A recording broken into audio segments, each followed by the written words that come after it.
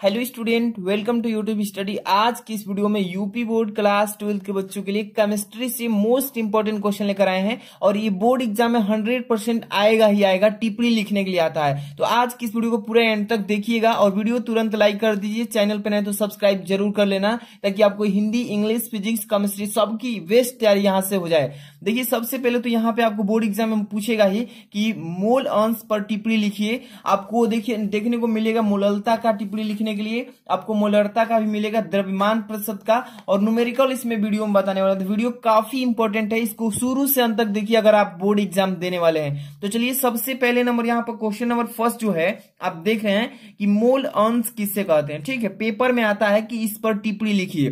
टिप्पणी लिखने के लिए आता है कि मोल अंश किससे कहते हैं, इसका फॉर्मूला क्या होता है, इसका यूनिट क्या होता है, मात्रक। ये सभी चीजें अच्छे से क्लियर करके रखिए ताकि बोर्ड एग्जाम में अच्छे से लिख सके और नंबर अच्छा अचीव करे। तो मोल अंश किसे कहते हैं, चलिए सबसे पहले नंबर देखिए, विलयन में उपस्थित किसी एक घटक या अवयव के मोलों की संख्या तथा विलेय एवं विलायक के कुल मोलों की संख्या के अनुपात को ही उस अवयव का मोल अंश कहते हैं। ठीक है, बहुत ही सिंपल है, अच्छे से समझिए, ध्यान से देखिए। मोल अंश का परिभाषा क्या होगा कि देखिए, विलयन में उपस्थित, जो विलयन हम बनाए हैं उसमें उपस्थित किसी एक घटक या घटक कहो या अवयव कहो। ठीक है, तो विलयन में उपस्थित किसी एक घटक या अवयव के मोलों की संख्या तथा विलेय एवं विलायक के कुल मोलों की संख्या के अनुपात को ही उस अवयव का मोल अंश कहते हैं। ठीक है, तो अच्छे से इतना तैयार हो जाएगा कि मोल अंश किससे कहते हैं। अब देखिए,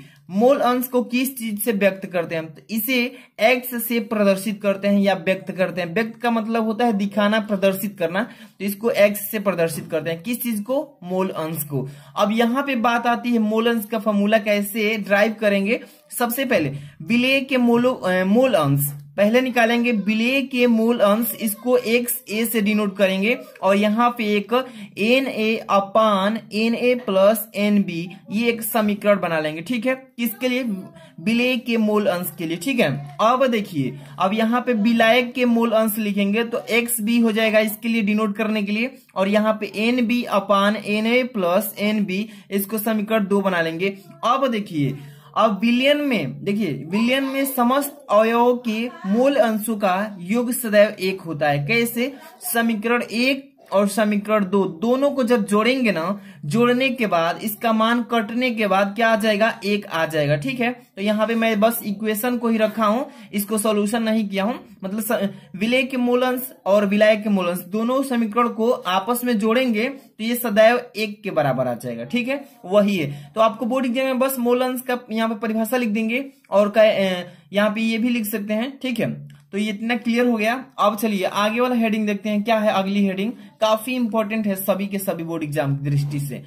जितने भी बच्चे अभी तक लाइक नहीं किए हैं, प्यारा सा लाइक कर देना, चैनल पे नहीं तो सब्सक्राइब जरूर कर लेना। ठीक है, और इसका पीडीएफ भी आपको हैंड रिटन नोट्स में डेली हम आपको देंगे, तो आप चैनल पर जुड़े रहेंगे तभी मिलेगा आपको। देखिए, मोललता किससे कहते हैं, पेपर में पूछेगा कि मोललता पर टिप्पणी लिखिए, तो मोललता किससे कहते हैं। देखिए, किसी विलयन के, क्या बोलेंगे, किसी विलयन के 1 किलोग्राम विलायक में उपस्थित विलेय के मोलों की संख्या विलयन की मोललता कहलाती है। बहुत ही सिंपल सा थ्योरी है लेकिन समझने की बात है। मोललता का परिभाषा कैसे समझेंगे कि किसी विलयन के 1 किलोग्राम, देखिए यहाँ पे केजी लिखे हैं तो किलोग्राम, किसी भी विलयन के 1 किलोग्राम विलायक में उपस्थित विलेय के मोलों की संख्या विलयन की मोललता कहलाती है। देखिए यहाँ पे हाईलाइट किया हूं, किसे, मोललता किसे कहते हैं। ठीक है, अब देखिए, इसको किस चीज से डिनोट करते हैं, यानी प्रदर्शित करते हैं। इसे एम से प्रदर्शित करते हैं, यानी कि दिखाते हैं एम से। मोललता को किस चीज से, एम से, सभी बच्चे जानते हैं। अब चलिए, मोललता का फॉर्मूला क्या होता है, एम इक्वल टू विलेय के मोल, जो विलेय होगा उसका मोल, और बटा में होता है विलायक का किलोग्राम में भार। ठीक है ना, किस चीज में भार होना चाहिए, किलोग्राम में, ध्यान रखिएगा, यही होता है। अब चलिए, इसकी यूनिट क्या होती है, इकाई। तो मोललता की इकाई जो होती है मोल प्रति किलोग्राम होती है। क्या होती है, मोल प्रति किलोग्राम, यानी एम अपान केजी। इस तरीके से भी आप लिख सकते हैं। समझ में आ रहा है ना। तो ये 2 हेडिंग आप अच्छे से तैयार कर लेना, पेपर में ऐसे ही पूछेगा, टिप्पणी करने के लिए पूछता है, यानी टिप्पणी। अगला क्वेश्चन देखिए ध्यान से, आ चुका है आपका, क्या है, मोलरता। पेपर में आता है हर साल कि इसको अच्छे से तैयार करना है। ठीक है, तो सबसे पहले देखिए मोलरता किसे कहेंगे, अच्छे से तैयार करते चलना है। देखिए 1 लीटर विलियन में, ध्यान समझिए कि मोलरता का मतलब क्या होता है। तो 1 लीटर विलियन में घुले हुए विलेय के मोलों की संख्या को उस विलियन की मोलरता कहते हैं। इसे एम से, यानी मोलरता को एम से लिखते हैं, एम कहते हैं, यानी कि मोलरता कहते हैं। समझ में आ रहा है? ध्यान से समझिए, एक बार और समझा रहा हूं। मोलरता का परिभाषा क्या होगा कि 1 लीटर विलियन ले लेंगे किसी चीज का, 1 लीटर विलियन में घुले होंगे जो घुले हुए विलेय के मोलों की संख्या को उस विलियन की मोलरता कहते हैं। समझ में आ रहा है ना? बहुत ही सिंपल सा परिभाषा है। पेपर में ऐसे ही पूछेगा कि इन सभी टॉपिक पे टिप्पणी करिए, टिप्पणी लिखिए, तो ऐसे ही लिखना है। अब चलिए यहाँ फॉर्मूला, मोलरता का फॉर्मूला क्या होता है समझिएगा। मोलरता का फॉर्मूला होता है यहाँ पे कि विलेय के मोल जो होगा उसकी बटा में होगा विलियन के आयतन और गुणे 100। ठीक है ना? इतना आप अच्छे से फॉर्मूला तैयार करके रखिए मोलरता का। अब यहाँ पे इसकी यूनिट क्या होती है, इसका मात्रक जो होता है मोल प्रति लीटर होता है। क्या होता है? मोल प्रति लीटर। इसको अच्छे से तैयार कर लेना। तो मोलरता किसे कहते हैं, क्लियर हो गया होगा। जितने भी बच्चे को हैंड रिटेन नोट्स, देखिए मैं बहुत अच्छी वीडियोस बनाता हूं, सभी का आपको पीडीएफ भी प्रोवाइड करने के लिए रखा हूं। पीडीएफ सबका रखा हूं, एक दिन एग्जाम से पहले बहुत सारी वीडियो पीडीएफ भी आपको प्रोवाइड करेंगे। तो चैनल पर तो सब्सक्राइब जरूर करके रखिएगा। और एक चीज, बहुत सारे बच्चे बोल रहे थे कि सर आप हैंड रिटेन पर हैंड राइटिंग कैसे बैठाएं ताकि एग्जाम में अच्छा नंबर आए, उस पर वीडियो प्रोवाइड कीजिए। तो उसके लिए आप जितना से जितना कमेंट करेंगे कि हैंड रिटेन पर वीडियो बनाइए, तो वीडियो आपको नेक्स्ट डे प्रोवाइड कर दूंगा अच्छे से तैयारी करा कर कि एक एक चीज कैसे क्लियर करके आप भी अच्छा हैंड राइटिंग बना सकते हैं। तो इसके लिए आपको क्या करना होगा, वीडियो को तुरंत लाइक करके चैनल को सब्सक्राइब कर लेना होगा और कमेंट बॉक्स में जाकर कमेंट करना होगा कि सर हैंड रिटन पे वीडियो जरूर बनाएं। तो आपके लिए जरूर से जरूर हम वीडियो बनाएंगे। चलिए अगला इसमें क्या हेडिंग देखेंगे, क्या है अगली हेडिंग, द्रव्यमान प्रतिशत। द्रव्यमान प्रतिशत किसे कहते हैं, पेपर में पूछा जाता है कि द्रव्यमान प्रतिशत पर टिप्पणी कीजिए, यानी टिप्पणी लिखिए, तो तैयार कर लेना।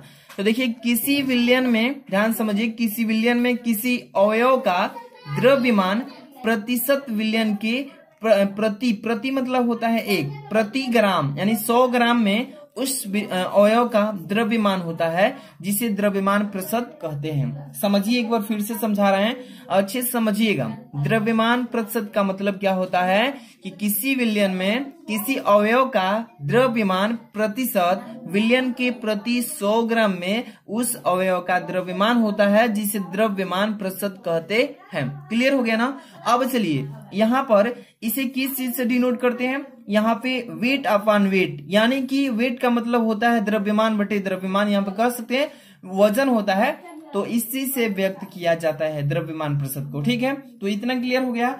अब हम चलेंगे, एक छोटा सा न्यूमेरिकल है, लेकिन काफी बार बोर्ड एग्जाम में ये न्यूमेरिकल पूछा जाता है, तो इसको तैयारी अच्छे से कर लेना है। चलिए, इसके लिए तो पेंसिल नहीं बट पेन की यूज करना पड़ेगा। क्वेश्चन को ध्यान से देखिएगा, ठीक है? पढ़ेंगे पहले नंबर, कोई भी देखिए न्यूमेरिकल आप कर रहे हैं ना, तो न्यूमेरिकल करते समय पहले एक बार अच्छे से न्यूमेरिकल को पढ़ना है। मेरी बात को ध्यान समझिए, न्यूमेरिकल को अच्छे से एक बार पढ़ लेना है। ठीक, इसके बाद क्या करना है अभी बता रहे हैं। देखिए जैसे क्वेश्चन लिखा कि H2SO4 का एक नमूना दिया गया है, 94% वेट अपॉन वॉल्यूम, यानी कि द्रव्यमान बटे आयतन है, और इसका घनत्व यानी कि डेंसिटी 1.84 ग्राम प्रति मिली है। तो इस विलियन की मोलरता ज्ञात कीजिए। क्वेश्चन तो पढ़ लिए, अब क्या चीज दिया है आपको पहले लिखना पड़ेगा, ठीक है?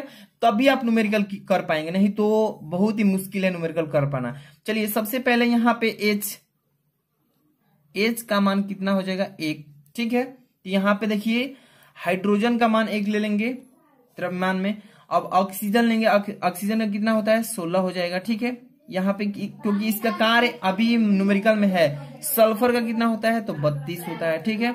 इतनी चीजें आपको क्लियर हो गया। अब देखिए, अब न्यूमेरिकल में मेन चीज क्या रह गया है।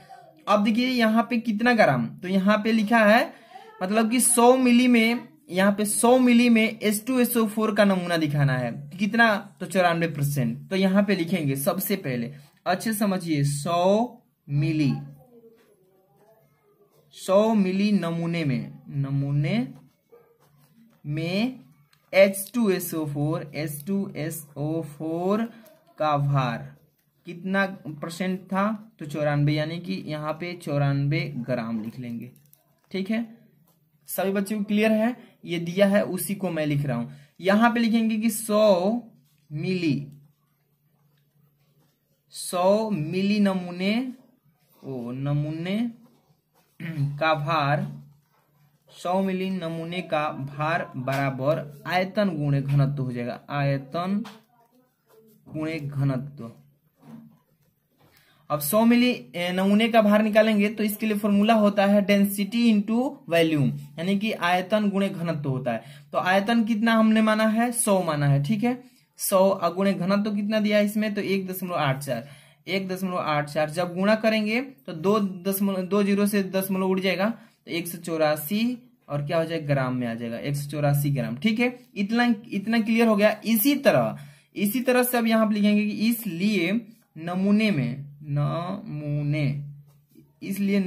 में H2SO4 जो मिला है विलायक की मात्रा कितनी हो जाएगी, तो 184 माइनस जो हमारा है यहाँ पे 94% वो घटा देंगे, यानी 94, वो कितना आ जाएगा आपका, तो यहाँ पे आ जाएगा डायरेक्टली 90 ग्राम। कितना आ जाएगा, 90 ग्राम।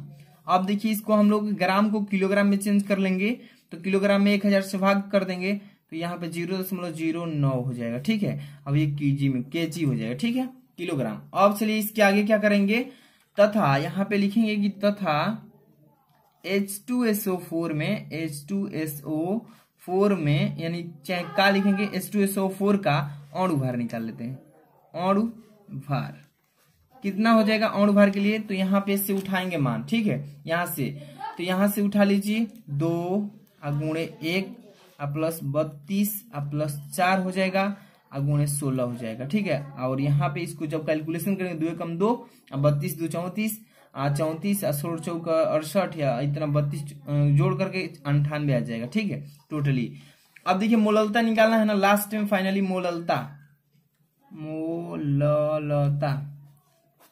के लिए होता है H2SO4 के ग्राम अणुओं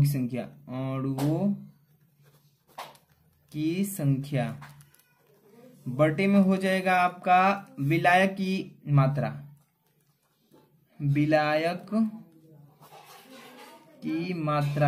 और ये मात्रा होगी जो किलोग्राम में होगी। ठीक है, किलोग्राम में। फॉर्मूला अभी बताए थे आपको। यहाँ पे H2SO4 अणुओं की संख्या कितनी थी, 94 बट्टे में कितना हो जाएगा, 98, और ये बड़ा वाला बट्टा लगाएंगे, और किलोग्राम में विलायक की मात्रा अभी निकाले थे, 0. कितना आया था, 0.9 किलोग्राम। यहाँ पे लिख लेंगे 0.9, इतना को भाग देंगे काटा पीटा करके, आएगा मान आपका 10.65 मोल। ठीक है, ये आंसर हो जाएगा। तो ये क्वेश्चन न्यूमेरिकल जो है इसको अच्छे से तैयार कर लेना एक बार बढ़िया से, नहीं तो बोर्ड एग्जाम में ये बार बार पूछता है। और जितने भी मैंने टिप्पणी बताया है इसका PDF आपको टेलीग्राम में सेंड करेंगे। डिस्क्रिप्शन चेक कीजिए, टेलीग्राम ज्वाइन कीजिए, वहां पे सेंड किया जाएगा सारा चैप्टर्स का वीडियो। जितने वीडियो डालते हैं सबका PDF मिलेगा। तो वीडियो को लाइक कर देना, चैनल पर सब्सक्राइब जरूर कर लेना।